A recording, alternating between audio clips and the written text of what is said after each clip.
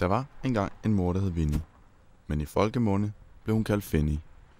Fanny var et rigtig storbymenneske, som boede i denne her boligblok midt i København. Her boede hun alene med sine 3 børn, Frederikke, Vigga og Ali.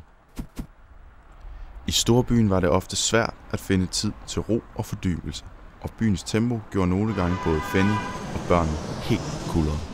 Ej, jeg er helt kuldret. Jeg bliver stresset. Men denne dag skulle familien rigtig hygge sig. Desværre bød byens mørke, hektiske miljø dog ikke på meget andet end den gamle, faldefærdige legeplads. Mor, den er røvsyg, den legeplads her. Jeg har været der 1000 gange før, mor. Jeg gider den ikke mere. Ja, det er altså så kedeligt det her, mor. Skal vi ikke besøge Arla-huset i stedet for?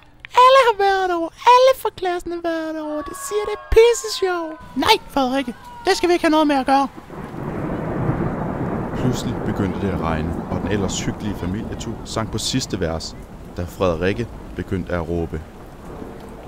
Arla-huset, Arla-huset, Arla-huset, Arla-huset, Arla-huset, Arla-huset. Arla-huset. Fanny overvejede situationen. Jeg overvejer lige situationen. Regnen silede dog stadigvæk ned, og med lidt skepsis i stemmen fremstammede Fanny. Okay, børn. Så gør vi det. Så tager vi i Arla-huset. Er I så glade? Yeah! Da de trådte ind, var det som om alting havde ændret sig. Landet var pludselig kommet til byen, og det var herligt. Jeg ser, mor, man kan malke en ko. Og konen svarede, ja, du kan malke mig, min ven.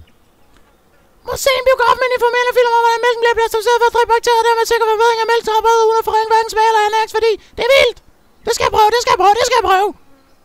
Og den legeplads der, mand, lavet af høballer og klatretræer. Jeg har aldrig set den klatretræ der før, mand. Det minder mig om mit hjemland. Danmark.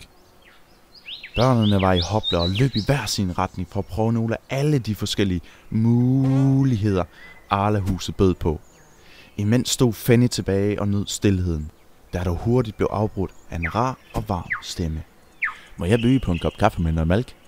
Hvad?